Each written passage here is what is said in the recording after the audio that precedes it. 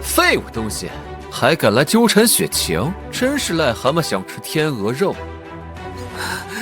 雪晴，为什么？林峰，3年前你是有钱有势，但现在呢，你连8万鬼币的彩礼都凑不齐。浩哥可是血色银行的正式员工，月薪1万鬼币，你算什么东西？既然这样，那你把我之前给你的7万鬼币彩礼还给我！喘气都费劲的废物，也配提彩礼？再啰嗦，我找2个诡异把你活吞了。对了，明天晚上我和雪晴会在永业教堂举办婚礼，到时候可以过来赏你口吃的。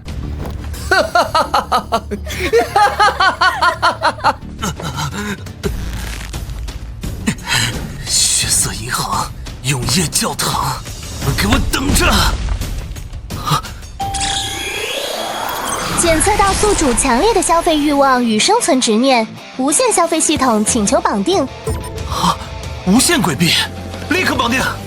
绑定成功，欢迎您宿主，请设置您的初始鬼币金额。10万，先给我来10万鬼币。初始金额设定成功，10万鬼币。系统规则激活，本系统资金每小时复利100%，请宿主在24小时内将所有余额消费完毕。10万，1小时变20万，2小时40万，24小时后，那是1.6万亿！天啊！如果花不完呢？会有什么小惩罚？任务失败将被当场抹杀，永世不得超生哦。友情提示：消费必须为宿主自身正常消耗，不可赠与、转账、丢弃或用于储蓄，否则将遭受未知惩罚。这是什么鬼系统？一瞬间的辉煌，胜过100年的苟活。好，今天就让我疯狂一把！我倒要看看，我林峰今天到底能花掉多少钱。林峰，再拿不出7万鬼币，你这个小胖子朋友可要变成我们的特色点心了。峰哥，别怪我，千万别过来，这王八蛋出去！7万鬼币买他一条命，1分不能少。你敢动他一根汗毛，我拆了你的赌场！有才，等我！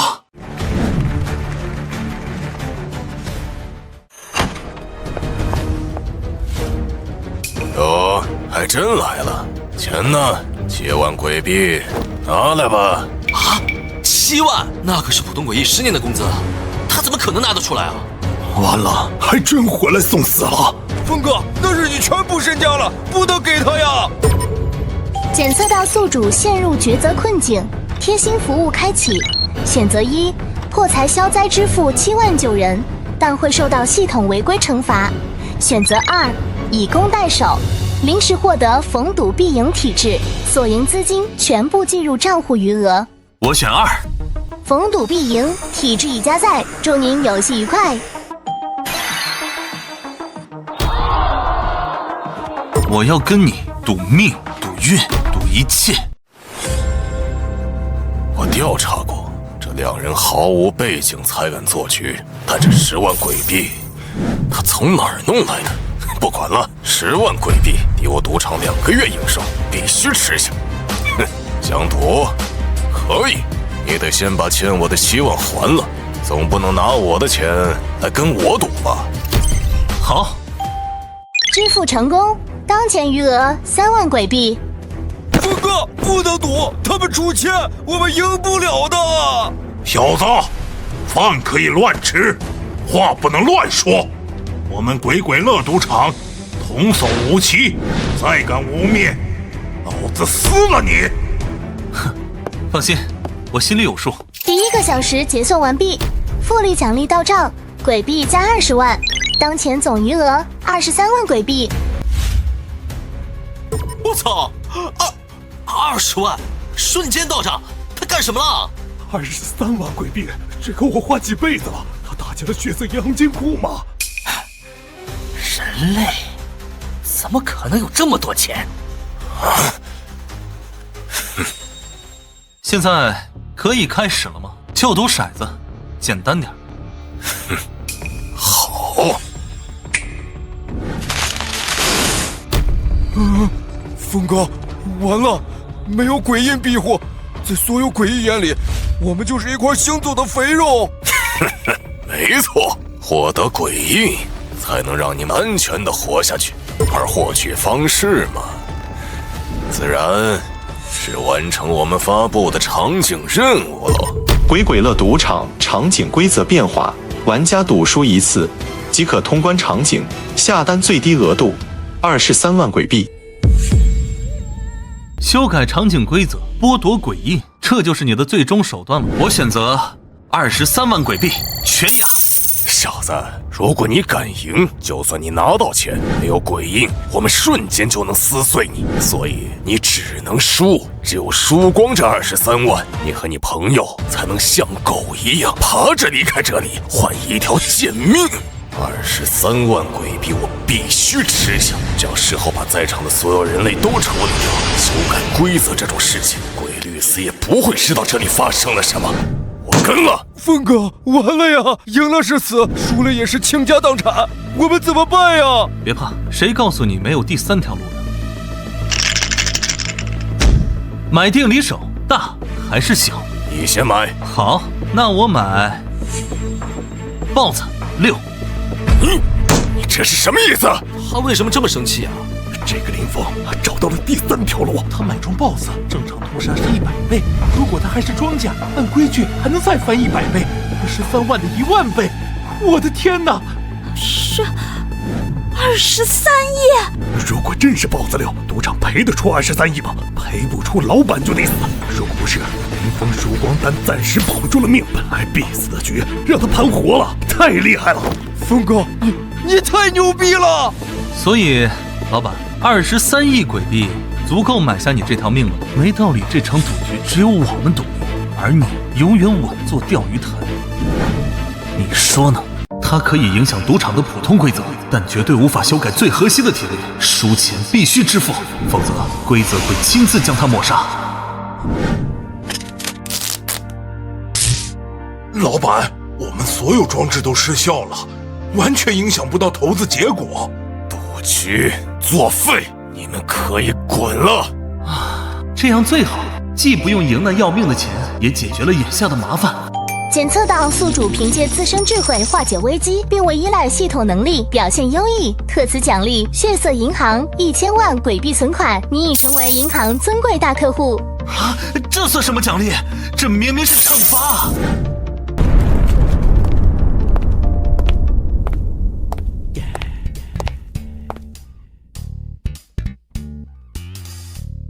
请问哪位是林峰先生？林峰先生，鉴于您是我行最尊贵的客户之一，我奉命亲自为您送上至尊血卡。至尊血卡那是什么啊？我只听说过青铜血卡、白银血卡、黄金血卡、至尊血卡，闻所未闻。黄金血卡就需要100万鬼币存款，那至尊血卡门槛难道是1000万？1000万！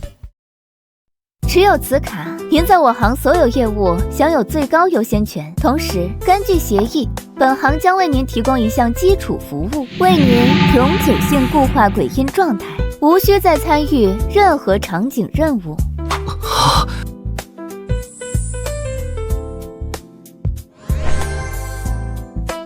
这是永久固化的血色鬼印，是您至尊身份的象征。你们一定搞错了，他的余额明明只有20多万，怎么可能？林峰先生在10分钟前向我行固定存款1000万鬼币。1000万！我这辈子见过的鬼币加起来都没他的零头多。20多万我还能硬抢，1000万，这是能调动鬼律司的力量了，我完了。错了，大佬，是我有眼无珠，你大人有大量，把我当个屁放了吧！我愿意出10万，不100万鬼币买我这条贱命。你认为林峰先生会缺你这点钱吗？又加了1000万，这钱到底该怎么花？我把这鬼鬼乐赌场场景送给您，以后我给您当牛做马，求您饶我一命。这还像点话。恭喜宿主成功接收诡异场景鬼鬼乐赌场，获得场景附属流动资金加200万鬼币。不止增加了1000万消费额度，还让我白赚了200万，这也太恐怖了！我能不能直接把赌场送回去？检测到宿主危险想法，温馨提示：宿主不可无故非消费性赠与他人金钱或资产，否则将承受严厉惩罚哦。尊敬的先生，看来一个赌场并不能让您消气，需要我立刻联系鬼律司惩治他吗？不用。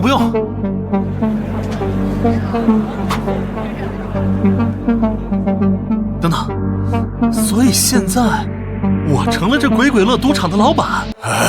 是，不过希望您别轻易开除员工。被场景开除的诡异，没了工作和归宿，就只能沦为朝不保夕的游魂。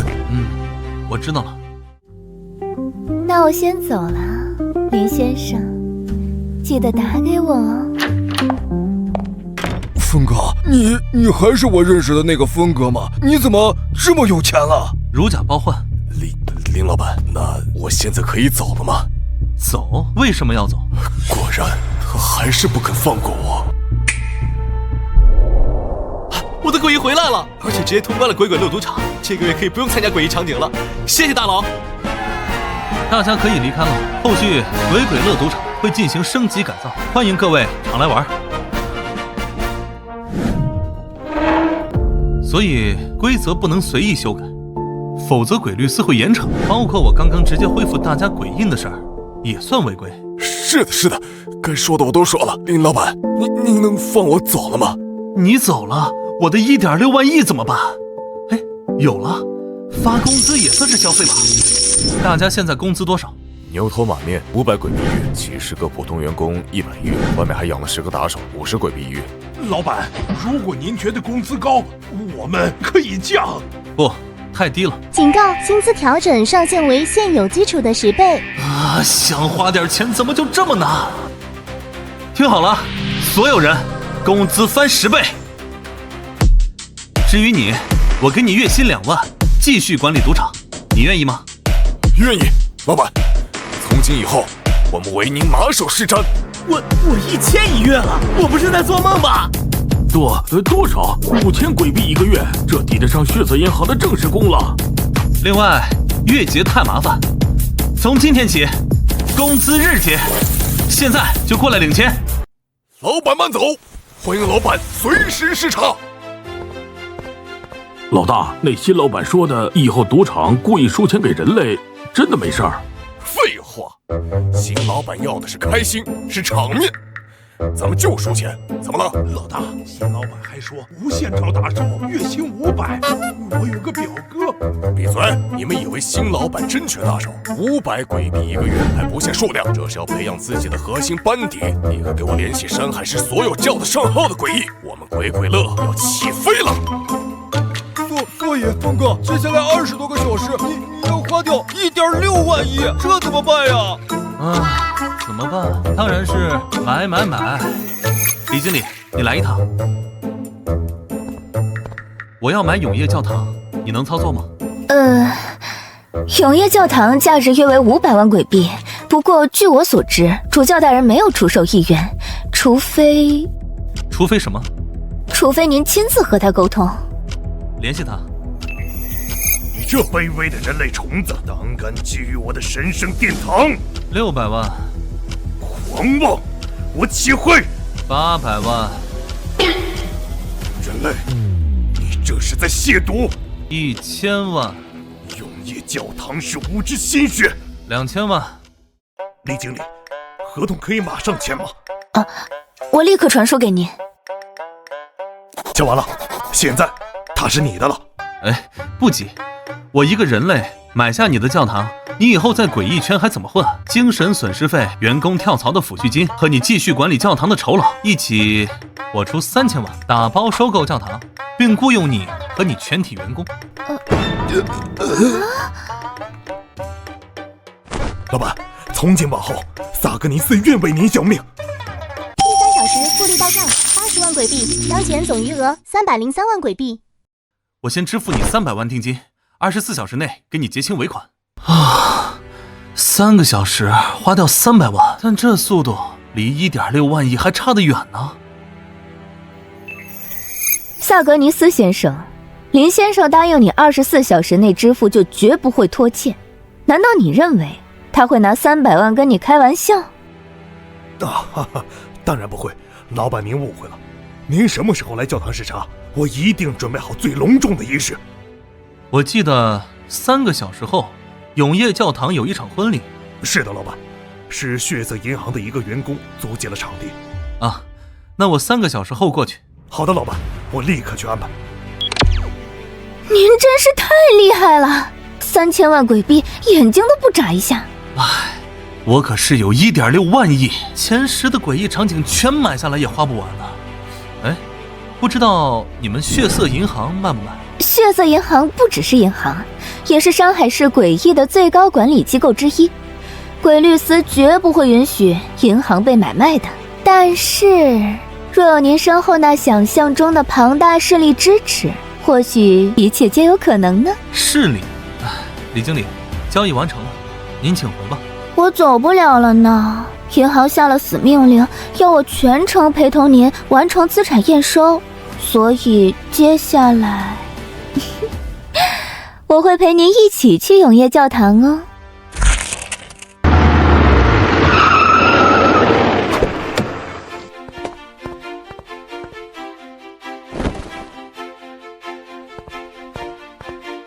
哇，本来只想和有才来的，结果这女人先是诱惑，又是要寻死觅活，非要跟来。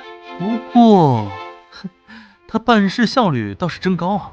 听着，教堂刚刚被一位了不得的大老板收购，他今天会来视察，你们给我放聪明点。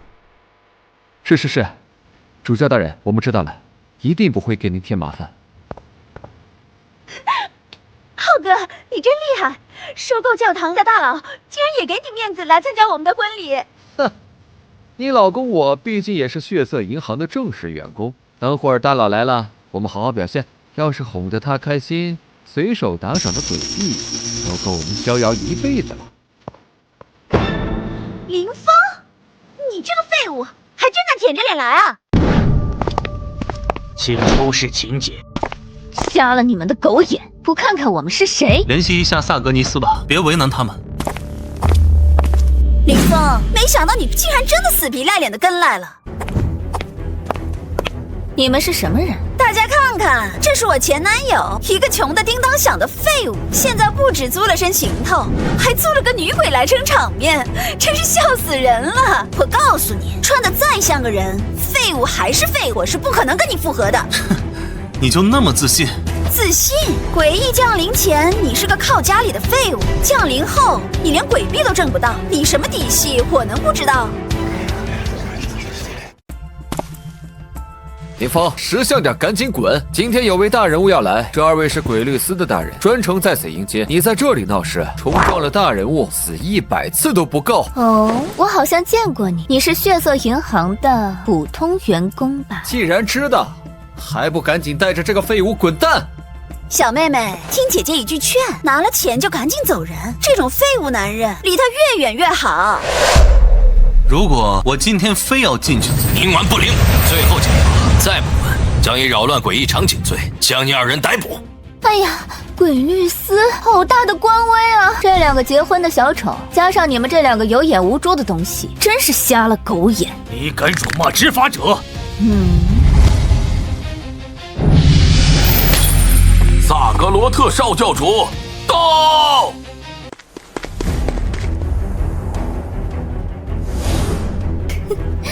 鬼律司，好大的官威啊！看来今天是打定主意要拦着我们。最后警告，再不离去，格杀勿论。永业教堂少教主到。我父亲请二位来，这点小事都处理不好？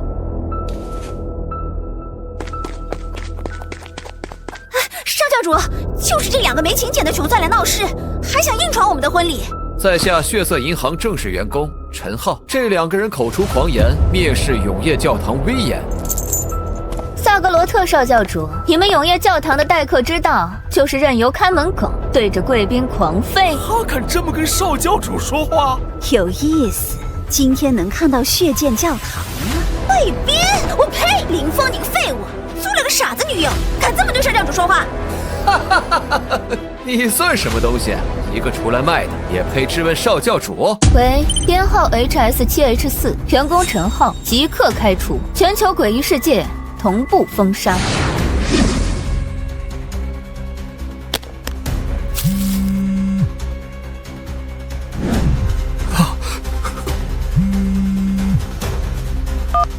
喂，员工陈浩现单方面开除，列入行业永久黑名单。一句话开除我血色银行的身份？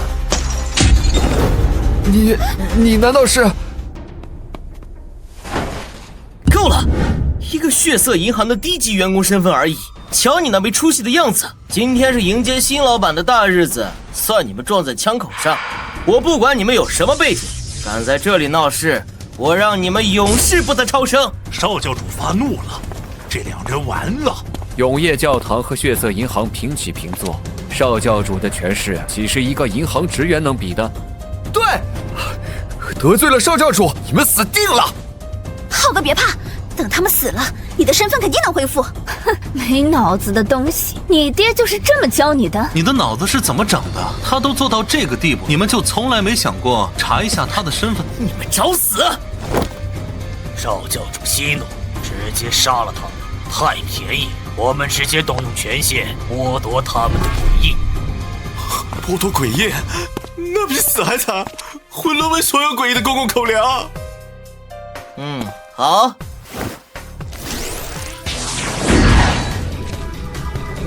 权限不足，请申请核查权限。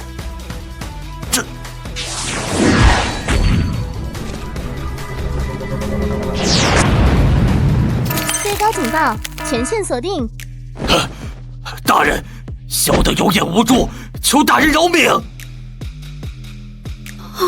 不可能，她明明是个废物啊！她是一个废物，但这个女人，对，我想起来了，她是李梦经理，血色银行6大经理之一。血色银行的李梦经理，这对新人疯了，竟然得罪到他头上。血色银行经理，那是有点麻烦，但是今天没人可以在永业教堂闹事。父亲，有人闹事，我要调动永业神卫进行镇压。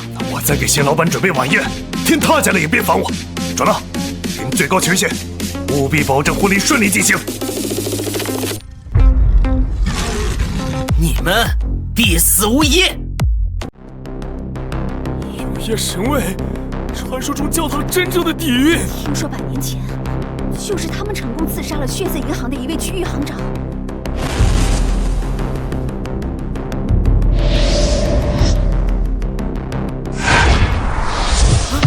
你们竟敢帮他们！少教主，住手吧！那个李梦是血色银行的经理。主要是那个男人的身份，他是……你们这2个叛徒！我要向鬼律司投诉你们渎职！对，投诉你们！2个闯祸，都是你们惹的祸，去死！滚开！永业神卫，全部出来，给我碾碎他们！这场闹剧该结束了。以我血色银行山海市分部经理李梦之名，申请调用银行终极威慑权限血月审判。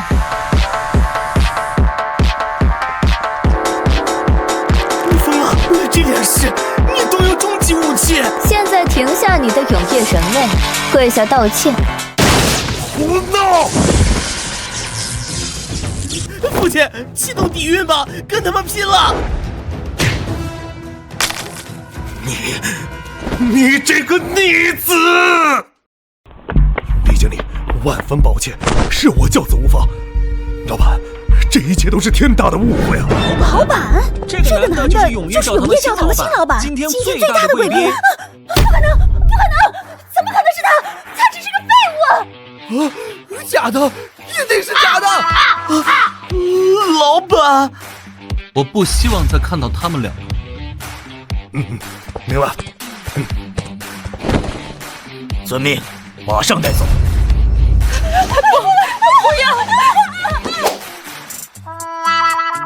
老板，这是我儿子萨格罗特，他虽然冲动无脑了一些，但是希望老板您手下留情，饶他一次啊！这个是随手3000万买下永业教堂的汉人呐，得罪不起啊！没想到这就是我们永业教堂的新主人，那2个贱人都是他们害我。外面那个1级员工的婚礼不值一提，这里为您准备的私人欢迎宴会才是重中之重。今天宴请了山海市所有叫得上号的人物，来共同见证您执掌永业教堂的荣耀时刻。知道了。您看，这酒水是山海市排名前10的幽冥血酿，取自山海市排名第1的酒水是什么？是鬼毛酒，由10大场景之一的远郊酒厂特供生产，产量极低，价格昂贵。全换！今天的宴会所有酒水全部换成鬼毛酒。这些菜也太简单了，最好的菜是哪里？是天鬼大酒店的宴席，最为出名也最难预定。那就换，全部换成天鬼大酒店的顶级宴席。老板，这样全部升级下来，预算恐怕要多花500万贵币左右。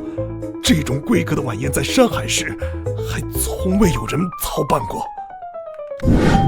支付成功，余额减少500万贵币。钱我有的是，换。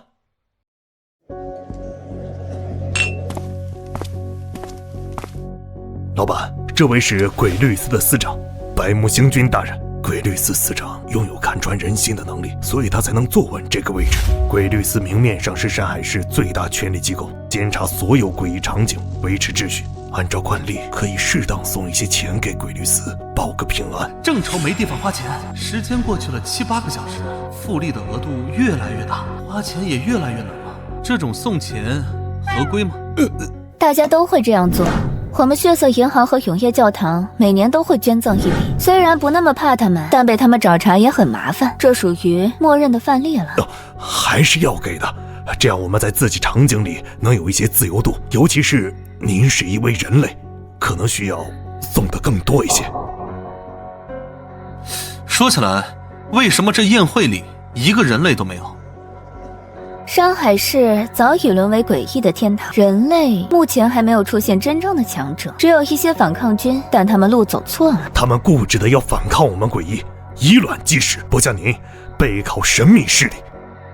系统，我要是捐赠鬼律司算违规吗？不算违规，但捐赠金额不可超出该场景历史常规捐赠额度的10倍哦。一般捐赠惯例是多少？默认的10大诡异场景，每年在100万到300万贵币之间。我们永业教堂往年都是100万，但这一次您要以人类身份正式接管永业教堂，最好多给一些，以示尊重，也买个清净。这什么饭菜这么难吃？这什么味道？天鬼大酒店就这水平？天鬼，你什么意思？什么意思？我天鬼大酒店还从来没给人类办过宴席，给人类办的宴席就只配是这个品质。这什么酒？明明是水呀！老毛，你又是什么意思？天鬼的意思就是我的意思，人类的宴席不配用我的鬼毛酒。这可是2个10大诡异场景一起发呢。对呀，单独一个可能比不过永业教堂，但是2个一起，永业教堂也扛不住。这俩诡异场景买了的话，大概多少钱？这俩场景的规模和底蕴都不如永业教堂，实际价值加起来恐怕需要1000万鬼币，正常价格第8小时结算完毕，复利奖励到账，鬼币加2560万，当前流动总余额3960万鬼币。温馨提示：下1小时预计到账金额为5120万鬼币，请宿主加快消费速度。好大的口气啊！这是想把我的远郊酒厂和天鬼大酒店一起收了？小朋友，我告诉你，有时候有钱不是可以为所欲为的。主教，你跟这2个家伙熟，你感觉我出多少钱，他们会愿意卖掉自己的场景？胡闹！诡异场景乃是诡异世界的根基，其归属需遵循鬼律司制定的规则选拔认定，岂容你在此随意买卖？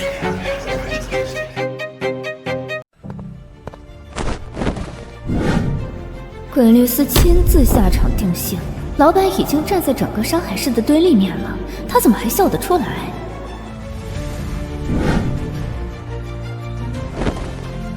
百目星君，此地喧闹，可否请您移步后殿一叙？主教，安抚一下在场的各位，我很快回来。李经理，这里也麻烦你照看一下。司长，我初来乍到，不懂规矩的地方还请多包涵。今年永业教堂向鬼律司的捐赠，我打算按最高规格来。不愧是首个买下诡异场景的人类，果然大气。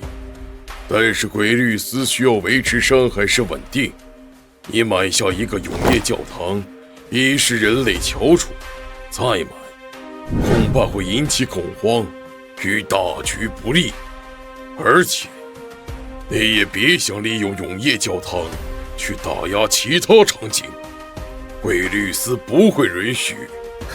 自从知道惯例可以花钱，别的不好说，但鬼律司一定可以用钱砸穿。司长大人，您误会我的意思了，我说的顶格可不是300万。哦，所以是我一个人类贸然成为永业教堂之主，定然给鬼律司添了许多麻烦，在300万的基础上翻个3倍是起码的诚意。500万鬼币，这几乎抵得上10大场景1年的总供奉了。但您也看到了，今日大家如此抵触我，想必日后麻烦鬼律司的地方只多不少。这样吧，翻5倍，1500万，全当是预付部分辛苦费。好，好，好，果然是英雄出少年。但是，司长，我这边还有个小问题。什么问题？但说无妨。我从小就有个梦想，就是多买点产业。一个永业教堂实在是不够。这样吧，一口价，今年永业教堂的捐赠定为3000万鬼币，24小时内分文不少的打入鬼律司账户。现在这1500万全当是第一笔。支付成功，向鬼律司捐赠1500万鬼币。真的是，我就说一来这里啊，就看林兄弟你一见如故。林峰是吧？以后你就是我百目星君，是咱们鬼律司最好的朋友。天鬼老毛他们那些蠢货根本就不懂你的好啊！司长大人过奖了。那您看，关于我想多买些诡异场景的规定，那些规定买尽管买，只要别一口气把10大诡异场景全包圆了，你随便买。老哥，我给你打包票，谁敢多说半个不字，我鬼律司第一个不答应。老哥，您这可就为难弟弟了。我那个梦想就是集齐10大诡异场景啊！这老弟啊，10大场景乃是基石，这动静确实太大了。唉，算了，老哥，不好办，那就算了。哎呀，本来我还打算，凡是我买下的场景，每年都按照最高捐赠额度的10倍，向鬼律司表示心意呢。唉，算了算了。怎么能算了？老弟的梦想必须由老哥来守护，买就买10大场景，你就算想把整个山海市全买下来，老哥都给你兜着。从今往后，你就是鬼律司在山海市最好的朋友，没有之一。天鬼，那林峰跟百目进去这么久，鬼律司不会真站到他那边去吧？不可能，他花3000万买教堂，肯定也是强弩之末。百目那个只认钱的老家伙，就算他还能拿出几百万，也绝不可能为了他放弃我们。10大场景若多数落入人类之手，山海市鬼律司就会沦为笑柄。规矩比钱重要，放心吧。所以你答应好的那份，放心，少不了你的好处。一个人类猪猡般的东西，也想要成为诡异场景的主人，痴人说梦。我不管他背后事实，这次就要让他背后的人知道，我们不欢迎人类。我也没想到他们会联合犯案，这下可怎么办呢？不用愁，你的老板比你想象的要富有得多，等着看就好了。好兄弟，以后你林峰就是我百慕星居过命的兄弟。我看在这山海市，谁敢欺负你？这是捐了多少？什么时候见百慕星君对人如此姿态过？老哥，我们一会儿再叙旧，容我先处理点小事。放心，老哥我就坐在这儿，有什么处理不了的，随时开口。这变脸也太快了吧！刚才还强调规矩呢，这是给了多少？完了，看来以后山海市要多一个绝对不能惹的人类了。太窝囊了！什么时候我们诡异要被一个人类压一头？小声点，没听见百慕大人都称兄道弟了，你算老几？从刚才的观察看，天鬼对人类的敌意是根深蒂固的，老毛更像是被裹挟的。老板，老毛对人类其实没那么大敌意，想必是被天鬼要挟了。如果要分化，可以从老毛下手。首先，欢迎各位前来，也请大家共同见证一件事：我想要收购远郊酒厂。老毛，开个价吧。来了，果然开始了。当面挖墙脚，够狠！你痴心妄想，我和老毛的产业绝不可能卖给人类。远郊酒厂，在血色银行的估值里不到500万，我出1000万。老毛，你卖不卖？1000万加上永业教堂的3000万，这人类到底多有钱？异想天开，溢价1倍又怎样？卖给人类，老毛以后在圈里还混不混了？不卖。的确，卖给我一个人类会让你在圈子里难做，面子丢了，里子得补回来。这样，我出1500万，多出来的算是我补偿你的声誉损失。2倍价格，他疯了！我们今天可能要见证历史了，一个人类连续收购2大顶级场景。你什么意思？你以为有钱就能为所欲为？你刚发现？你打我干嘛？你疯了！那是10大场景之一天鬼大酒店的老板，不想活了？差点忘了，多谢。人类，你找死！天鬼，敢拆我老板的台，老子忍你很久了。永业教堂，奉陪到底！算你狠！老板不用怕，山海市10大诡异场景，除了血色银行，没人是咱永业教堂的对手。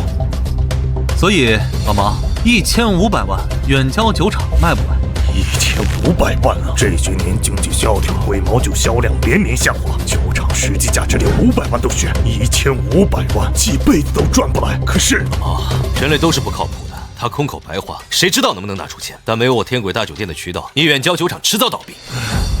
我拒绝。远郊酒厂已经入不敷出，濒临倒闭了是吗？那鬼律司需要好好查查卫生、安全、消防，我看哪都是问题。鬼秘司，这哪里是战队啊？这支持力度简直离谱。百慕的意思很简单，不卖那就倒闭。多谢老哥主持公道，不过也不必如此兴师动众。都听老弟的，老弟你看着办。这样吧，我一个人类收购诡异场景，的确让你承受了巨大压力。2000万鬼币，这是我最终报价，买下远郊酒厂，同时酒厂所有员工工资翻10倍，而你老毛继续担任酒厂管理者，薪资与主教同级，月薪2万。你看这样如何？2000万，4倍价格！这是来了哪路过江猛龙啊？这人也太他妈屌了！我同意，老板。老毛，你什么意思？什么意思？要不是为了酒厂那么多兄弟能活下去，我早跟你翻脸了。不就是当年被人类骗过一次，至于害所有人类吗？被骗过？怎么回事？嘘，听说天鬼大酒店刚降临那会儿，有个人类骗走了他一部分控制权。很好，林峰，我记下了。支付成功，向远郊酒厂收购项目，支付1500万鬼币，系统余额减少至960万鬼币。哟，这就付了1500万，加上之前永业教堂的3000万，4500万。林峰，你该不会已经没钱了吧？收购远郊酒厂还要分期付款。天鬼，你这是在质疑血色银行的信誉，还是在质疑我？林峰在我们血色银行还有1000万定期存款，需要我现在出具资产证明吗？远郊酒厂和我名下其他产业一样，所有员工工资即日起翻10倍。等你这最后1000万花完，我看你还怎么嚣张。主教，天轨大酒店那个关于人类的事，具体怎么回事？主教，你敢！老板，那个人类叫陈雪，当年天轨大酒店场景刚降临，他去参加任务，不知怎么就和天轨对上了。他说了一句天轨炒的菜不好吃，然后呢？在做菜这方面，天轨极度自信，一点就炸。两人当场就以天轨大酒店的部分股权打赌，比谁做的菜更好吃。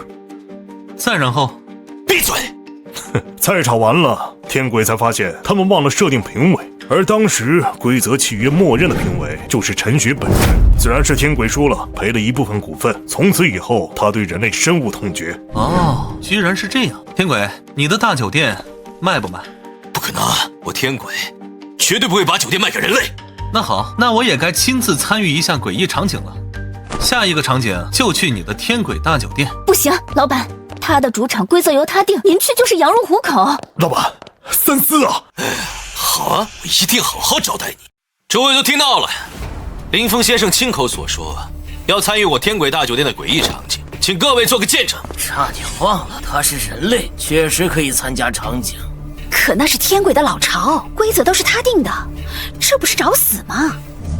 老弟，要不要再考虑一下？在他的地盘，他若真要耍花样，老哥我也不好明着插手，毕竟酒店还不是你的，而且他每年也给鬼律司捐赠。老哥放心，远郊酒厂的捐赠会和天轨大酒店的一起，尽快到位。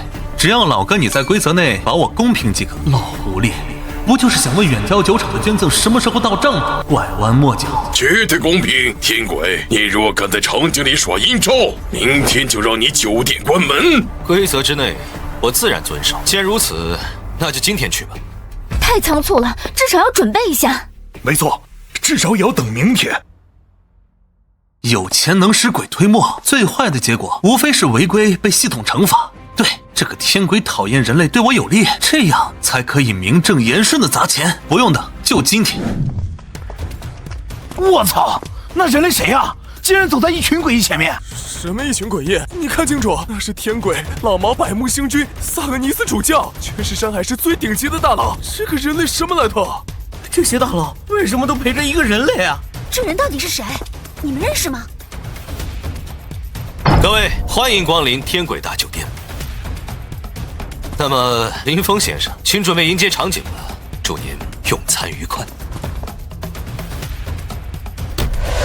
林龙，我亲爱的没有血缘关系的弟弟，末世刚来时，你卷走全家积蓄，父母因此抑郁而终，也让我落到这般田地，真是好久不见啊！就你这个废物，这里可是10大诡异场景之一的天轨大酒店，你也敢来送死？林龙，你认识他？认识，当然认识。这就是我跟你提过的，我那个没有血缘关系的废物哥哥。不管是诡异降临前还是降临后，都是个为了女人不顾一切的彻头彻尾的废物。原来你就是林龙那个为了女人要死要活的废物哥哥。这话倒也没说错，无论是末世前还是末世后，我都为了沈雪晴倾尽所有，连那7万鬼币彩礼都是变卖最后家当才凑齐的。但我这个好弟弟趁乱卷走家里所有财产，更不是什么好东西。我警告你，参加场景可以，但绝对不许拖我们后腿，否则不用诡异动手，我们曙光小队先清理了你。面对诡异，人类不该团结吗？这女人，那是曙光小队在通关场景方面很有名的，你别招惹他们啊！你是？你好，我叫上官嫣儿。能来天轨大酒店的人类大多都有些实力或背景，但我有不得不来的理由。我看你好像也比较弱，不然我们组个队。可以。这样的话，我们2个在一起，通关率大概至少能提升0.001成。真有意思呀，和一个身份不明的小乞丐组队，这个林峰看来也没什么了不起嘛。天鬼，小心说话，祸从口出。我知道你在打什么主意，但凡事别做得太过分。李峰若死在你场景里，那天鬼大酒店也就没有存在的必要了。天鬼，你自己看着办吧。我真不知道这小子给你们灌了什么迷魂汤，不过你们放心，他一定会喜欢我专门为他挑选的通关场景，你们也会喜欢的。这个场景叫做大家来找茬。各位贵宾，今天天轨大酒店给大家送福利了，我们将启动隐藏场景任务。这个任务的名字就叫做“大家来找茬”。怎么回事？这个场景任务从来没听说过。确实没遇到过，都打起精神。隐藏任务听起来就不简单。不是说天轨大酒店的任务流程很固定吗？怎么突然改了？天轨，你临时更改任务，你这是违反规则，蓄意报复。这个大家来找茬任务早已在鬼律司备案，只因难度过高，一直未曾启用。严格来说，天轨并未违反规则。场景任务很简单，所有人类玩家都将成为本酒店的尊贵客人。随后，本店的服务员和厨师会为每桌奉上10道精美菜品。这10道菜里有9道是专供诡异享用的佳肴，人类吃了可是会死的哟。而你们要做的就是找出唯一那道对人类无害的菜品，并吃下它，成功即可通关。当然，不排除某些天赋异禀之人吃下一道诡异菜肴后侥幸未死，那么请继续品尝，直到你找到安全的那道菜，或者死亡。1/10的存活率，这怎么能叫找茬？这分明是赌命！正是需要大家运用智慧，仔细观察，找出那道不同的茬呀！混蛋！9死1生的任务，他分明是故意的。9死1生，这难度。冷静，一定有破绽。看来我果然还是那么倒霉，第一次来就遇到规则变更，这个规则几乎是必死之局。跟你的运气没关系，这分明是冲我来的专场招待。很好，我倒要看看你这找茬游戏能不能经得起我的超能力。那么现在，大家来找茬场景任务正式开始。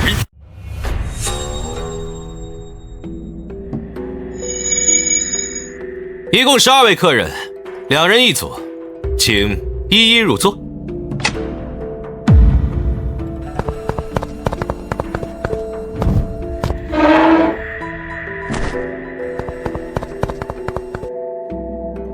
每桌菜品完全一致，但这恰恰是陷阱。规则从未保证每桌的安全选项是同一个。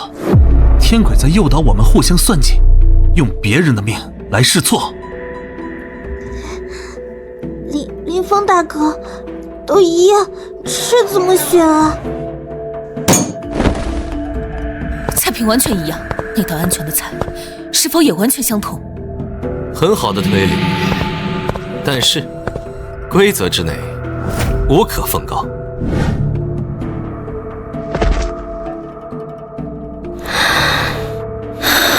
补充一点，选错者，我的员工会提供无痛超度服务，以免诸位品尝到灵魂被侵蚀的极致痛苦。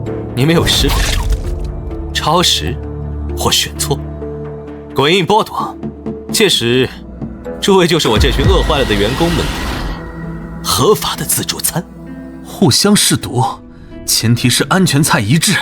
谁敢做第一个必死几率高达90%的炮灰？你们俩现在立刻吃！我们凭什么先吃？你们难道看不出来吗？这个规则就是要让我们自相残杀。我们人类在这种时候不是应该团结吗？哼，他们当然知道，但别人死总好过自己死，人性如此。我的好哥哥，别说的那么高尚，人不为己，天诛地灭，这才是末世的真理。乖乖吃吧，万一你运气好吃到安全的，弟弟我还能留你一命。他们逼我们吃完，下一个就会轮到你们，你们就不着急吗？第一个吃9死1生，越往后存活概率越高，所以不会有人帮我们。我知道的，我不该对这个世界再抱有任何期待的。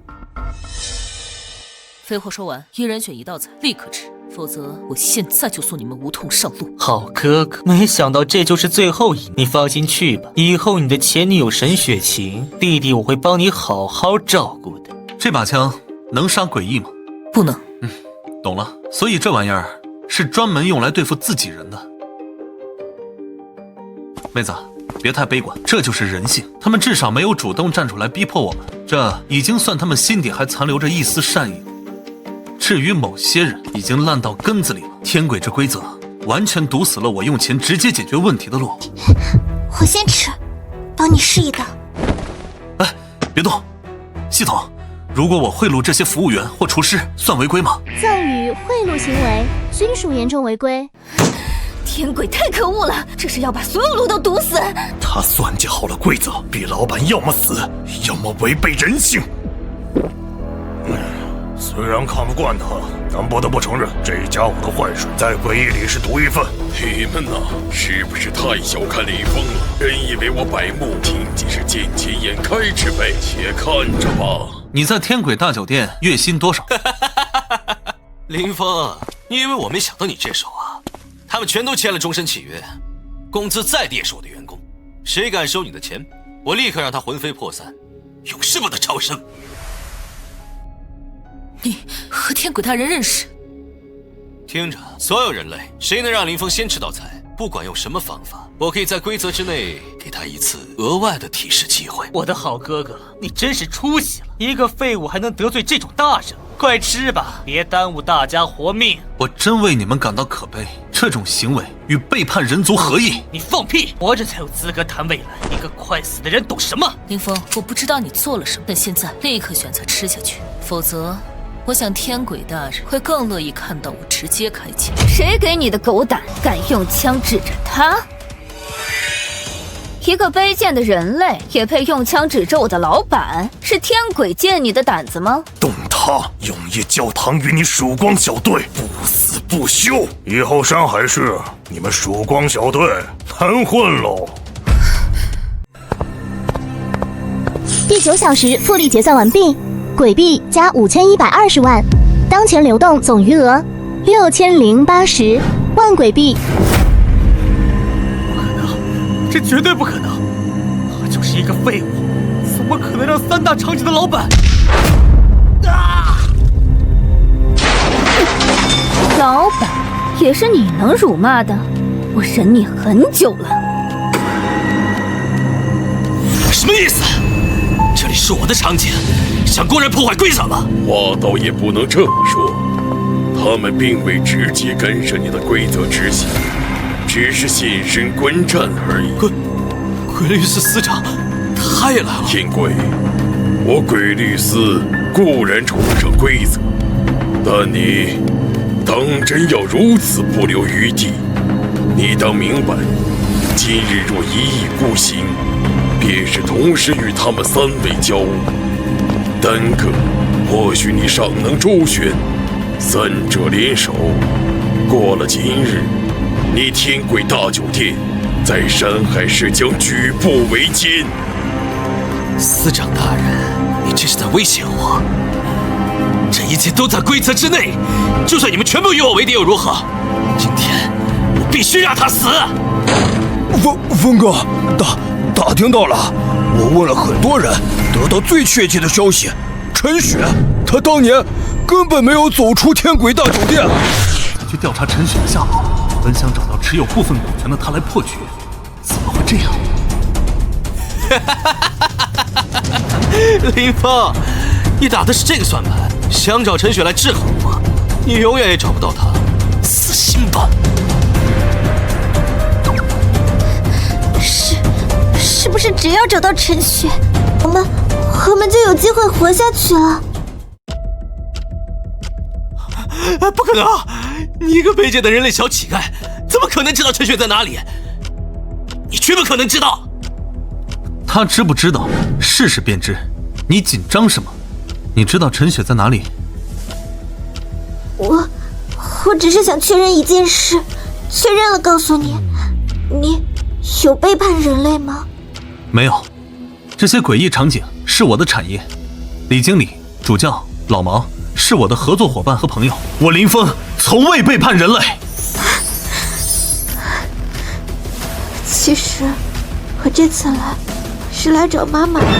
陈雪是我妈妈，妈妈有了不反规则权限后，就再也没能离开。她被天鬼关押在这里，受了无数折磨。我和妈妈有一个很小的通讯器，我每天都能听到妈妈受苦的声音，我受不了了，妈妈也快撑不住了，所以我必须来。我想通关场景，找机会救她。我知道妈妈被关在哪里。天鬼，你竟然输不起！违背规则，私下囚禁，折磨获胜者。什么？天鬼，对此你需要给鬼律师一个解释。是我关的，那又怎样？人类不过是圈养的牲畜，一个牲畜竟敢算计主人，赢走我的东西，折磨他，天经地义。这家伙和其他诡异完全不同，李梦他们至少能沟通，有利益考量，而他对人类的仇恨是刻在骨子里的，陈雪只是他发泄仇恨的借口。天鬼，注意你的言辞，人类与诡异已达成微妙平衡，共存是现状，缺一不可。切，白木，就像人类养猪，他们会和猪交配，就是痛恨人类。若非实力不够，我早突进山海市所有人类。你知道你妈妈具体被关押的位置吗？3分钟，足够了。李经理、主教、老毛，麻烦你们拖住天鬼。带路，我们去救人。谁敢去救那个贱人？我天鬼与你不死不休！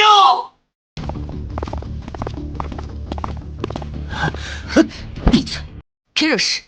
我们卷进了一场根本玩不起的争斗里，不得不承认，其中一方就是你那个废物哥哥。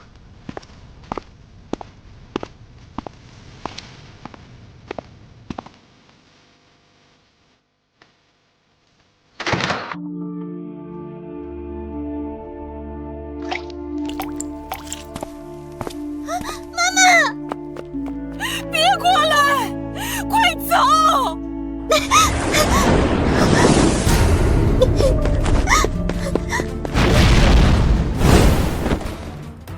你好，我是林峰，我想购买你持有的天鬼大酒店规则股份。规则股份？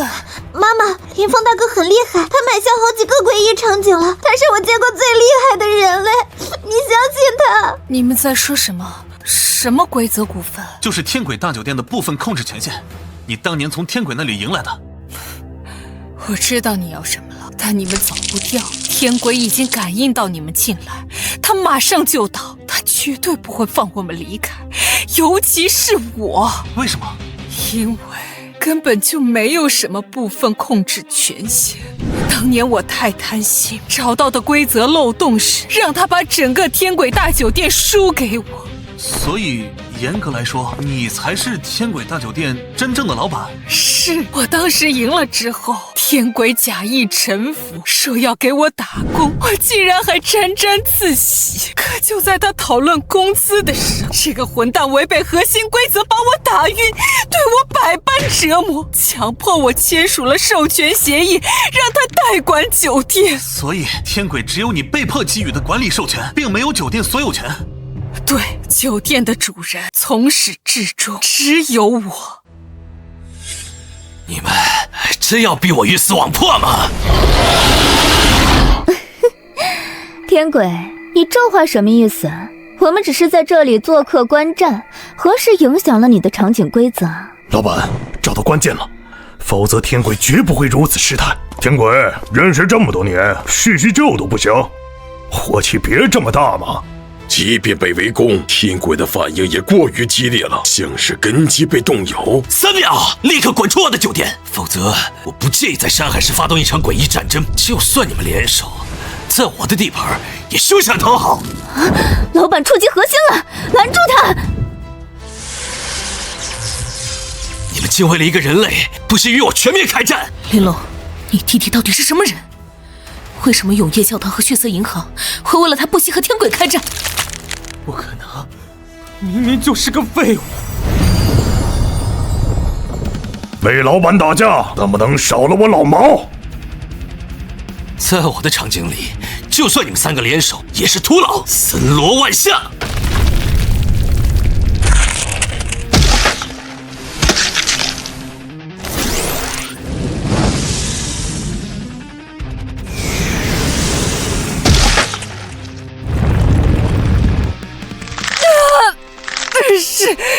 是天鬼。他在用酒店的力量对敌，外界对酒店造成的所有伤害都会转嫁到我身上，他们伤不到天鬼的根本。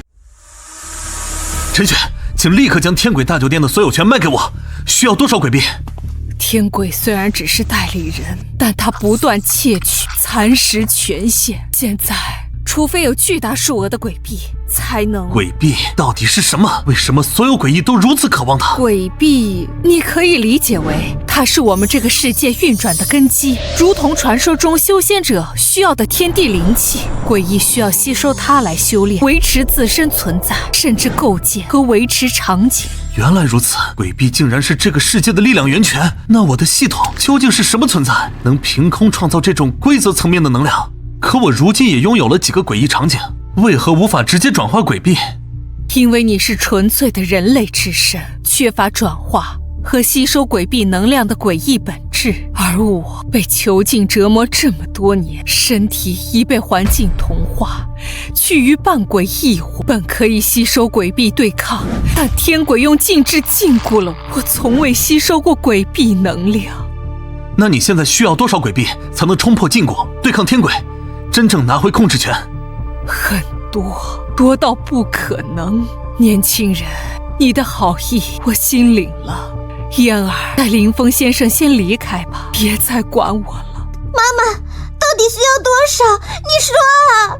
若只是正常购买酒店所有权，或许几百万鬼币便足够，但我要对抗天鬼这些年窃取稳固的权限，扭转规则，需要的能量是天文数字，至少需要5000万鬼币，但这根本不可能。5000万鬼币足以买下好几个天鬼大酒店了。天鬼也是吃定无人会付出如此代价救我，才放心将我囚禁于此。5000万，而且由于酒店规则核心绑定太深，天鬼不死，我无法真正脱离。可若天鬼死亡，酒店规则可能随之崩溃，我也凶多吉少，这几乎是个无解的死局。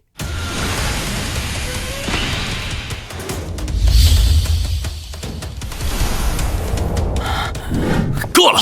再打下去，出了2败俱伤，毁了我的酒店，毫无意义。暂时休战，如何呀？我刚才太失态了。林峰在陈雪那边知道真相又如何？只要我不承认，没有实质证据，百木这老狐狸为了稳定，也未必会彻底撕破脸。最重要的是，林峰绝不可能拿出5000万鬼币。这世上没人会做这种血本无归的买卖，我依旧稳操胜券。系统明确规定，收购天鬼大酒店，根据市场估价，我最多只能出价3000万。若我多给陈雪2000万，帮他翻盘，超出部分肯定被判定为资源赠与，会触发系统惩罚机制。你难道真的能拿出5000万鬼币？林峰大哥，求求你，只要有一线希望，救救我妈妈！我做牛做马报答你。陈雪女士，我可以帮你，但你需要答应我2个条件。5000万，这怎么可能？你第一，这5000万第一部分以3000万的价格将天鬼大酒店的所有权正式卖给我。第二，另外2000万算我借给你的，之后你需要为我打理天鬼大酒店，用你的薪酬逐步偿还这笔借款。希望借款形式的资金转移能被系统从轻发落，至少别让我再赚钱了。我答应，谢谢你，林峰先生。系统立刻执行交易，支付3000万鬼币收购天鬼大酒店，同时借款2000万给陈雪。指令确认，支付成功，扣除3000万鬼币，完成对资产天鬼大酒店的收购。借款协议已建立，出借2000万鬼币至目标账户陈雪。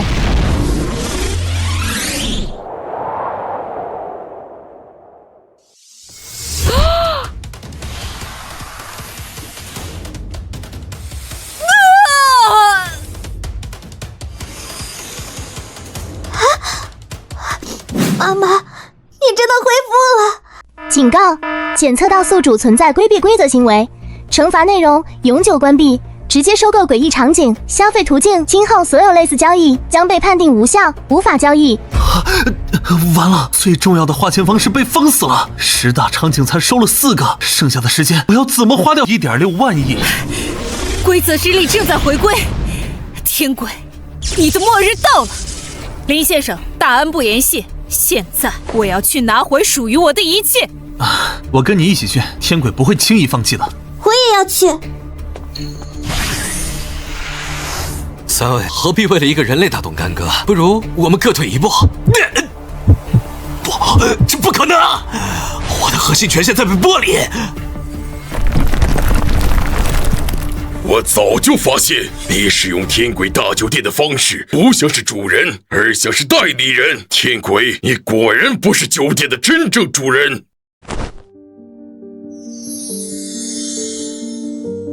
天鬼，你太让我失望了。作为曾经天鬼大酒店的持有者，你知道违反规则的下场。我陈雪，天鬼大酒店规则的唯一合法持有者，今日重掌权柄。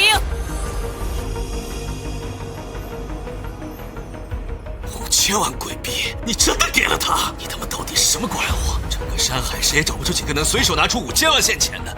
你，关你屁事！我就算死也要拉你陪葬。规则反噬。那血色骷髅蕴含着他与酒店最后的非法链接，一旦撞上陈雪，可能引发不可预测的规则混乱。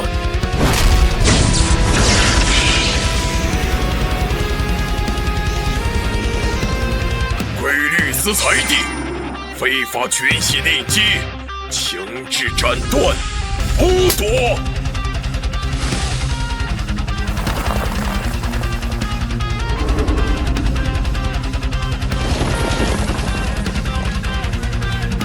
哇！通关了，我们活下来了！多谢陈雪老板，多谢各位大佬。老板，信不辱命，天鬼大酒店上下从此唯您之命是从。2000万借款，嫣儿与我必将竭尽所能，尽快偿还。起来吧，酒店交给你打理，我放心。第10个小时结算完毕，请宿主加快消费速度呢。惩罚生效了，收购场景的路子彻底堵死。花钱必须立刻找到新的花钱方法。血色银行定期存款账户已解封，资金1000万鬼币已转入流动余额，当前总流动余额1.232亿鬼币。又多了，花钱必须立刻花钱。主教，之前支付的300万只是定金，永业教堂剩余的2700万尾款现在支付。支付成功，向萨格尼斯支付2700万鬼币。老板大气，属下必不负所托。老毛，远郊酒厂剩余的500万尾款现在结清。支付成功，向老毛支付500万鬼币。谢谢老板，酒厂一定给您经营的红红火火。老哥，永业教堂今年的捐赠按约定是1500万，我先付了。支付成功，向鬼律司支付1500万鬼币。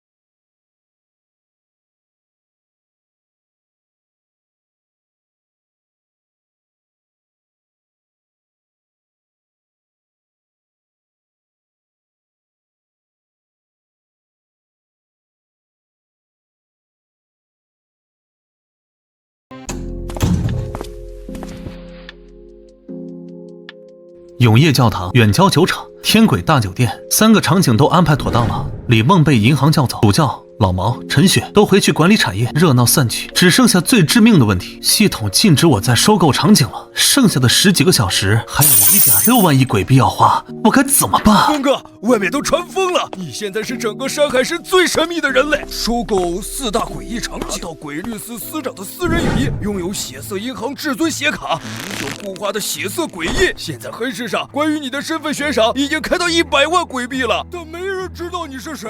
有才，有个事得告诉你，我之前说过，绑定这个系统，要求我在24小时内花光所有钱，如果花不完，我会被直接抹杀。而现在系统封死了我最主要的花钱路子，收购诡异场景。什么？无法再收购诡异场景？等等，你今天已经花了几个亿了吧？还不够？不够，远远不够。看到这个数字了吗？每小时翻倍，现在流动余额还有4000多万，但再过几个小时，它就会变成几个亿、10几个亿，甚至1.6万亿。而我已经不知道怎么花掉它们了。那买人类的房地产，买地皮，把整个山海市都买下来。末世降临3年，人类秩序崩坏，地产早就一文不值。现在空房子多的没人住，我就算把整个山海市的地产全买下来，也花不掉几百万。这么晚了，谁会来？不会是那些打听你身份的人吧？哎，老板，没打扰您休息吧？我们几个管理层过来看看您。那个，其实还有个小事，咱们赌场快没钱了。赌场没钱了？进来说，详细告诉我，赌场现在什么情况？老板，情况就是这么个情况，我可能步子迈得有点大了。所以你一个不到100平的赌场，按我的意思扩大规模，结果招了1000个员工，还都是提前发整月薪水。是的，按您吩咐，工资翻10倍，普通员工1000鬼币1月，管事5000，我2万。第1个月的工资差不多发光了我们账上留的200万，现在还有100多人的薪水没着落，大概差10万鬼币。哎呦，完了！老板这表情是我理解错了，他说的不是这个意思。老板，是我错了，我这就回去把多招的人都遣散，工资从我的薪水里扣。遣散？不行，绝对不行。不遣散的话，光扣我的工资也不够，老板。遣散绝对不行，我正愁没地方烧钱呢。招人发工资，这简直是系统漏洞啊！不对，是天刀馈赠啊！你没有理解错。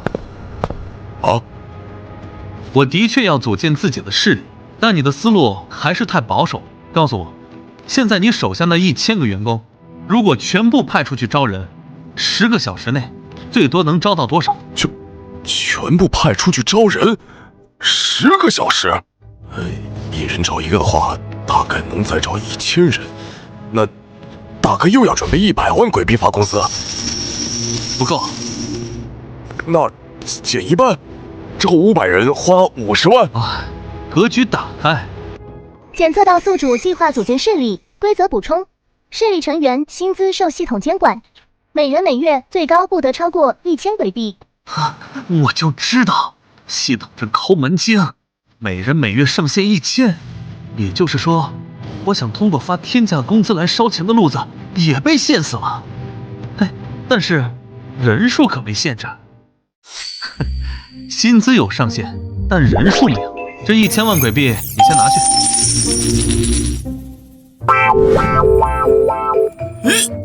1000万，老板，这是。听着，这1000万是你的招聘专项经费和首月薪资储备金。我要你在接下来的10个小时里，发动你现在所有的1000名员工，让他们用尽一切办法去招人，不管是诡异、游魂，还是有点特殊本事的人类，只要愿意签契约，来者不拒，薪水就按每人每月1000鬼币算。提前发，我只有一个要求，今天之内这1000万必须全部花出去，1分都不许剩。能做到吗？能，老板，保证完成任务。10小时花光1000万，招满1万人。去吧，我等你的好消息。主教，现在主要靠什么业务赚钱？每月净利润多少？老板，这个我们主要承接一些大型仪式、婚礼、庆典活动盈利，不过最近最近市场不景气，盈利水平有所下滑。具体数字，每月净利润。最近3个月平均下来，每月净利润大概是负10万贵币。负数，员工的薪资支出并不高，钱花哪儿了？主要是维护费用。永业教堂规模太大，需要持续用鬼币能量进行养护，防止规则易散或建筑死亡，这部分开销很大。如果用鬼币进行全面翻新，恢复到最佳状态，需要多少？大概100万鬼币吧。我给你400万，用最好的材料把永业教堂给我修得光辉万丈。另外，我再给你1000万鬼币，今天之内给我招聘至少1万名员工，薪水按顶格每月1000鬼币算，提前发放，能做到吗？老板，招聘这么多员工，具体是做什么呢？当然是参与教堂的修缮和扩建工程。总之，人先招进来，钱先发下去。系统立刻向永业教堂对公账户转账1400万鬼币。支付成功。老毛，酒厂现在账上还有多少钱？运转需要多少？老板，不瞒您说，快见底了，原材料采购、设备维护都等着用钱呢。给你1000万，一半用于扩大生产，另一半大量招工，提前发薪，今天内把规模给我扩起来。1000万，老板问我，保证完成任务。支付成功，向远郊酒厂支付1000万鬼币。陈雪，酒店刚经历动荡，需要稳定人心，提升形象。我给你1000万，其中一部分用于全面升级酒店团队，另一部分用于招聘，把酒店人员规模翻几倍，待遇按每人每月1000给。明白，老板，我会让天轨大酒店以全新的面貌成为山海市的标杆。支付成功，向天轨大酒店转账1000万鬼币。当前流动余额220万鬼币，还剩200多万，总算可以松口气。第11个小时结算完毕，复利奖励到账，鬼币加2.048亿鬼币，当前总流动余额2.07亿鬼币，请宿主继续努力消费。2亿，又多了2亿，我还能怎么花呀？唉，我还有什么办法能快速烧掉1.6万亿？等等，陈雪，他是半诡异化的存在。他说鬼币对诡异而言是修炼资源，可以吸收吞噬。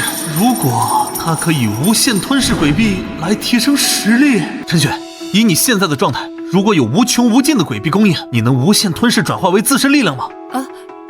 理论上是的，鬼币是规则能量结晶，对于能吸收它的存在而言，确实是近乎无限的燃料和补品。但老板，这太奢侈了。如果我自己变成诡异，或者拥有一个能无限吞噬鬼币的容器，我可以通过这种方式快速的消耗掉海量鬼币吗？系统只禁止收购场景和违规赠与，如果我自己使用鬼币来强化自身呢？系统，如果我使用鬼币提升力量，这算违规消费吗？经判定用于直接强化自身实力，属于合理资源投入，不违反消费规则。但请注意，此过程不可逆，且强化存在个体上限与转化损耗。找到了，最后的出路。陈雪，告诉我如何让我成为诡异。老板，你要成为诡异？峰哥，你真的要把自己变成诡异？有才，这是没办法的办法，你应该懂的。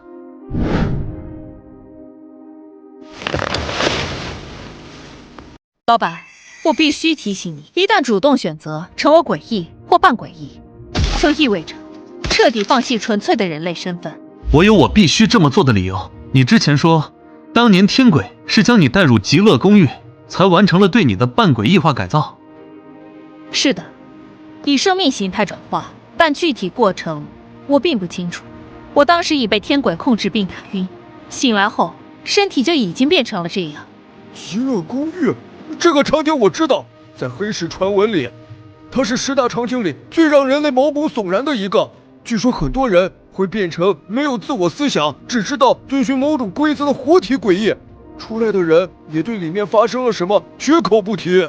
没有思想的诡异，那比死更可怕。天鬼已死，秘密藏在公寓里，我没有时间慢慢寻找其他途径了。比起被系统彻底抹杀，至少那是一种存在，而且可能获得真正属于我自己的力量。天鬼已死，想知道具体方法，只能亲自去一趟极乐公寓了。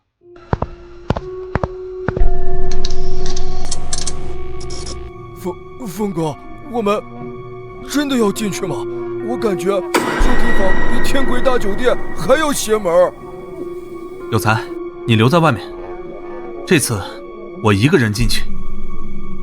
不，峰哥，虽然我怕的要死，但我们是兄弟，要活一起活，要变一起变。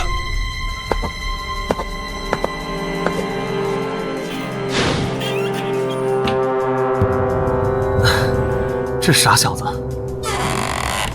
那就一起。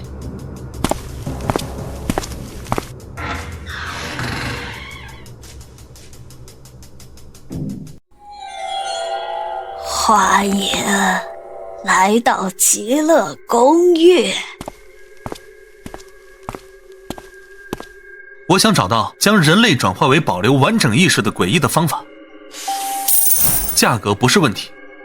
住一晚上，你会找到答案。我可以直接支付巨额鬼币买下这个方法，或者请你直接操作。住一晚上，你就能找到答案。不对劲儿，他对几亿鬼币的反应太平淡了，他所求的根本不是鬼币。那么，我们以参加极乐公寓诡异场景的身份入住，规则是什么？很简单，住一晚上，活着离开，就算完成场景。就这么简单，没有其他任务、规则、禁忌？对，只是住一晚上。没有退路了，转化方法或许就在这住一晚的经历里。好，我们住一晚，2间房。1间就够了。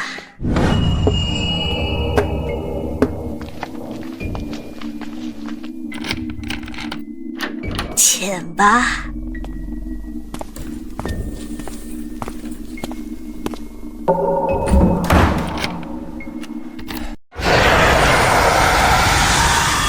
百慕，那6000万鬼币是否已让你迷失了方向？绝无此事，属下始终坚信并维护鬼律司的规则。那你为何要提醒那人类林峰误入极乐公寓？果然被盯着。表面上我是司长，可一切最终解释与裁决都在这规则画师手中。我不过是个高级傀儡。大人明鉴，属下正是深知林峰疑心极重，行事反常。若我表现得毫不在意，甚至鼓励他去，他反而会起疑心。最好如此。林峰，无论他背后站着哪方势力，携巨额鬼币贸然搅乱山海市既定格局，都只能有一条路，死路。鬼币我们可以收下，人必须消失。属下明白，只要他踏入极乐公寓，如果无法转化，必死无疑。即便他侥幸成功转化，新生的诡异之躯与灵魂，也必将完全纳入大人您的掌控之中，生杀予夺，皆在您一念之间。人类身份确实让我鬼律司不便直接干预，加之那景物无限的鬼币，着实麻烦。但过了今晚，一切都将不同。极乐会为我们消化掉这枚不安分的棋子。你们好，我叫陈进，看气息你们也是人类吧？太好了，这地方总算有点人气了。那位是冯少奇，我来了大概1个小时左右。至于冯先生来了多久，我就不清楚了。哦，对了，方便问一下，你们来这儿也是冲着化身诡异来的吗？化身诡异？你们是抱着这个目的来的？还有人主动想变成诡异？当然了，如果不想寻求转化，谁会主动踏进极乐公寓这地方？难道你们不是？你猜对了，不过你是为什么想要化身诡异？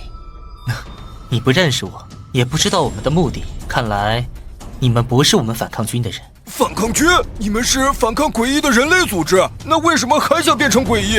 反抗军？我听说这几年被诡异势力打压得很惨，他们的人竟然想变成诡异。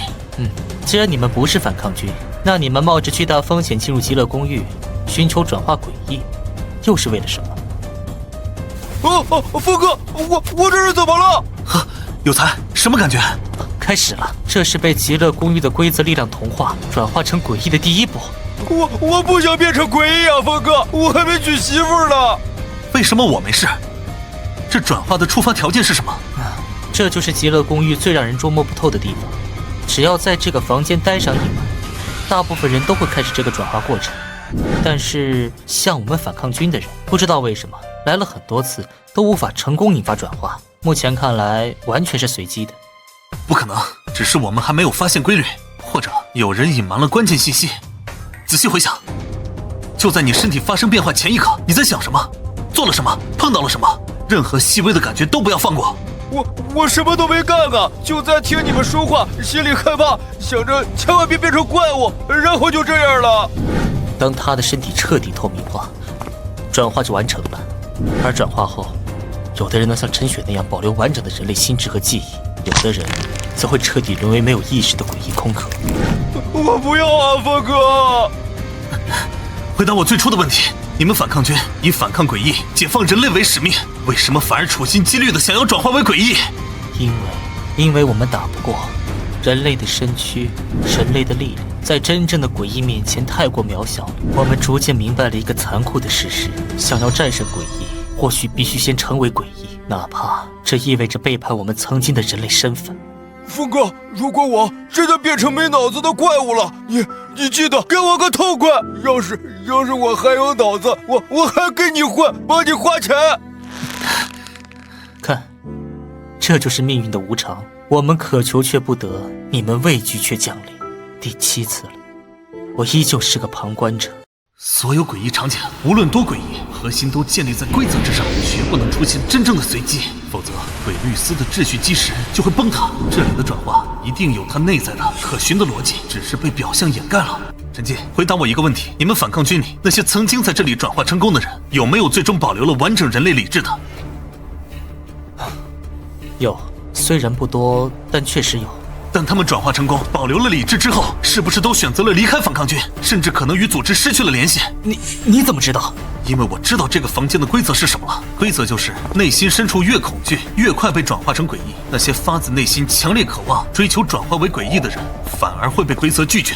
如果是这样，那我们反抗军的人为什么会有人成功呢？你们那些转化成功的同伴，或许他们的信念早在一次次失败和绝望中动摇了。转化后，他们保留了理智，面对自己新的诡异之躯和与昔日战友理念的根本冲突，这才选择了离开。陈进，你来了7次都未被转化，恰恰证明了你内心深处对成为诡异这件事最坚定的信念。如果是这样，那我们反抗军打算通过成为诡异对抗诡异，就是个笑话。除了你们这种怀有特殊目的的反抗军，这世上绝大多数正常人类，谁会发自内心的渴望变成诡异？所以踏入这里的普通人类几乎注定会触发转化。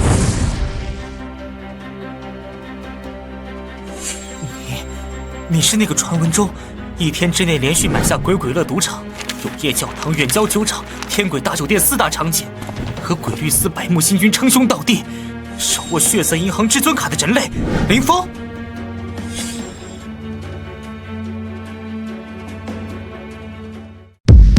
规则只能解释有才为什么被转化，但不可逆和保留理智这2点才是关键。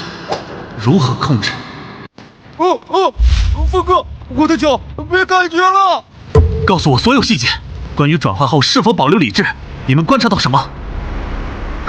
都一样，一开始转化人就定在原地不能动，但还能说话，从脚开始一点点往上，直到全身透明，最后头颅消失，重塑成诡异身影。理智是否留存，只有重塑完成那一刻才知道。我们试过所有方法干预都没用，完全影响不了。不对，陈雪当年绝不想变成诡异，但她成功了，还保留了理智，而且是在昏迷中完成转化的。这说明转化过程可以被干预，甚至被定制。谁在控制？秦梦婆婆不在房间里。陈进，你来了7次，这7次冯少奇是不是都在？在，每次都是他先到。我一直以为他也是来尝试转化的。那其他人来的时候呢？他也在吗？这我不清楚，但反抗军其他小组汇报时，好像没提过有这么个固定的人。那你能确定他是你们反抗军的人吗？我没在组织里见过他，但他说自己也是。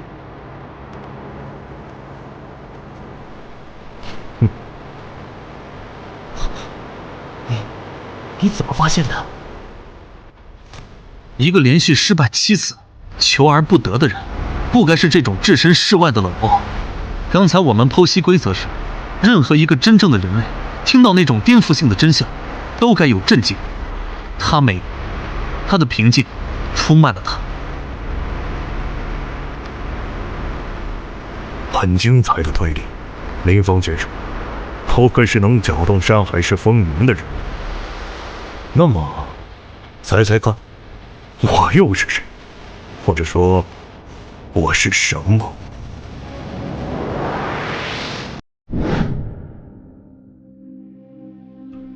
我猜，你就是极乐公寓这个场景的一部分。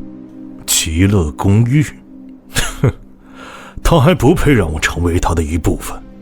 老实说，我对你有点失望，比预想中差了不少。哼，差。所以，极乐公寓不止表面上这么简单，对吧？让我猜猜，地下或者更深层的地方，才是你真正的地盘。知道我的身份，专门在这里等我。现在全山海市都知道我手握4大场景，和百慕星君有交情，还有血色银行背景。正常不会有诡异想正面招惹我，但你显然就是冲我来的，所以你的位置至少在百慕之上。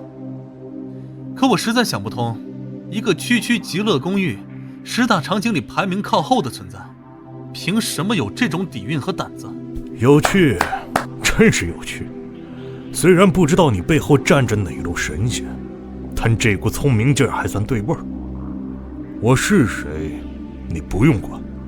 今天我只有一个目的，帮你完成转化，让你成为诡异。你看，这和你原本的目标不是完全一致吗？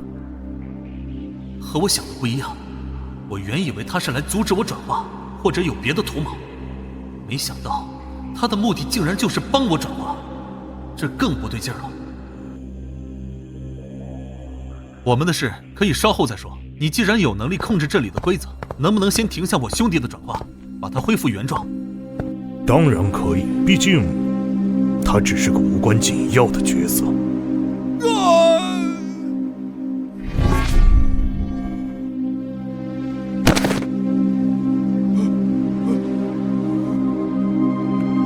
看，很简单。那么现在，我们可以专心谈谈你的转化了，林峰先生。不行，林峰先生，你绝对不能转化为诡异。啊？为什么？你们反抗军不都在追求转化吗？为什么我不行？您不一样，从你1天之内连收4大诡异场景开始，您在山海市的身份就已经特殊了。人类已经几乎没有希望。这几年，山海市人口锐减了9%，剩下的1/10还在不断消亡。我们反抗军曾预估过，最多3年，山海市的人类将彻底灭绝。灭绝？对，灭绝。因为诡异场景的运行机制，本质上就是一场针对人类的缓慢而不可逆的清除程序。哪怕最简单的场景死亡率只有1/1000，但一个人要活下来，每月都必须参加1次，1年12次，10年120次，概率累积下，死亡是必然的结局。诡异场景任务的逻辑终点就是人类灭绝。这么严重吗？我们平时只觉得难熬，没算过。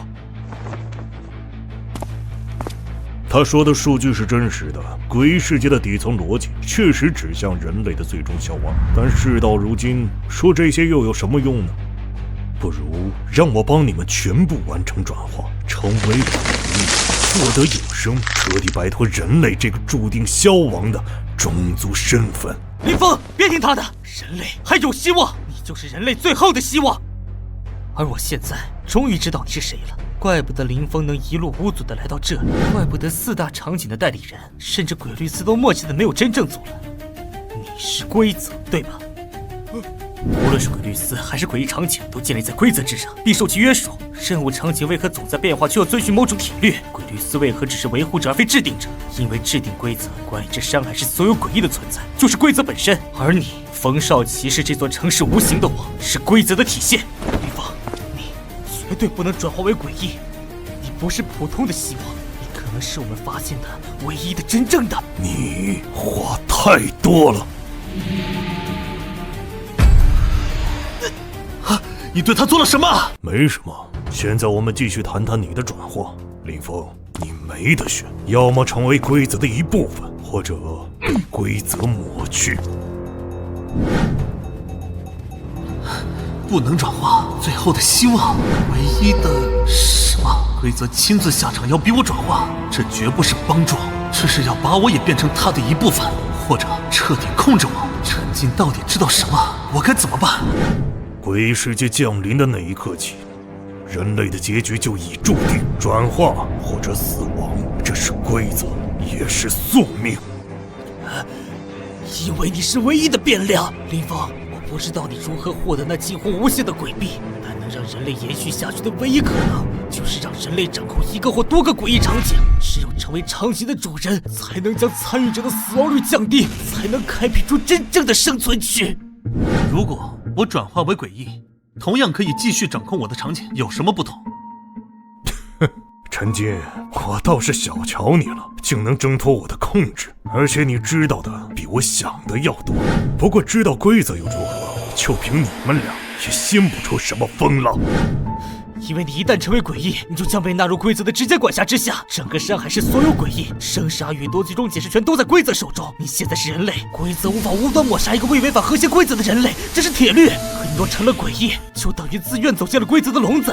原来如此，所以他才如此迫切要帮我转化。我不是普通的不稳定因素，我是人类目前唯一可能破局的关键。转化我，就等于彻底控制我，消除这个最大变数。哼，我真是太蠢了。主教、老毛，甚至百慕，他们话里话外的提醒和顾虑，原来指的是这个。你死了，人类就真的只剩灭绝这一条慢行道了。你现在拥有的势力，在规则面前不堪一击，但只要你还是人，规则就动不了你。你的人类身份是防火墙，也是最后的火种。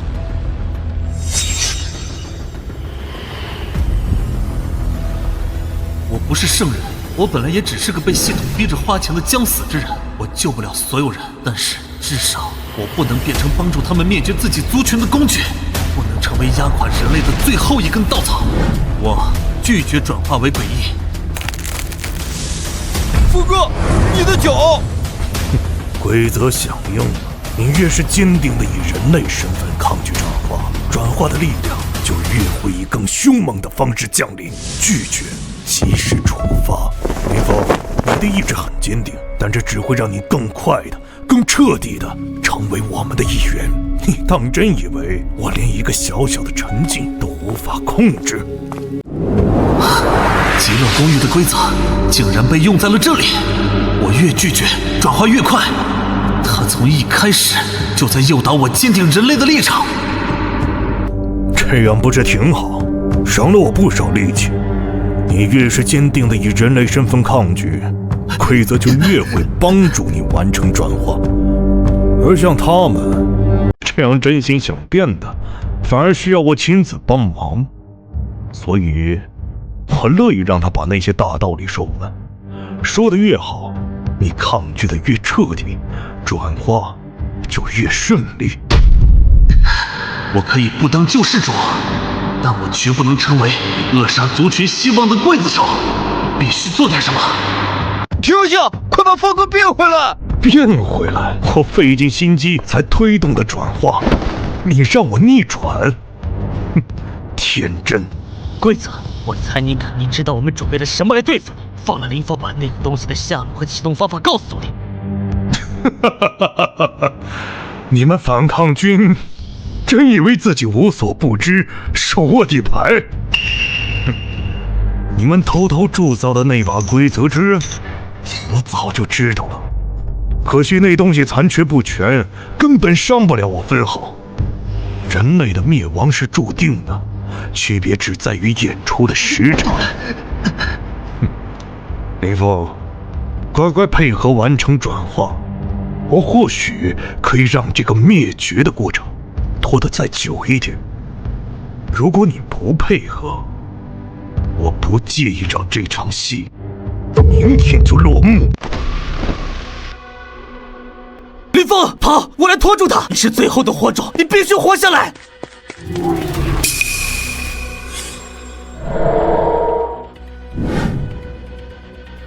你们该不会真以为这事有讨价还价的余地吧？老子是天，山海市所有诡异与人类，生死皆在乎一念之间。你们这些蝼蚁，凭什么觉得自己有资格活着？检测到超高浓度规则能量，扭曲宿主生命形态，解锁临时战斗权限。宿主可立即使用诡秘，对自身进行等级强化。等级划分1到9级。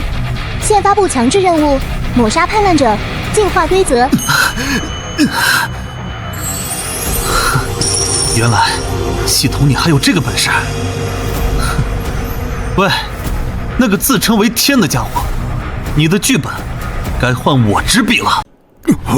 凡人竟能驾驭诡秘之力，但是不管你背后是谁，山海市是我的。拼了！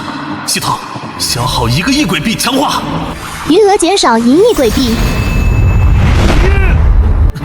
再消耗1个亿，余额减少1亿诡币。走，立刻，别回头！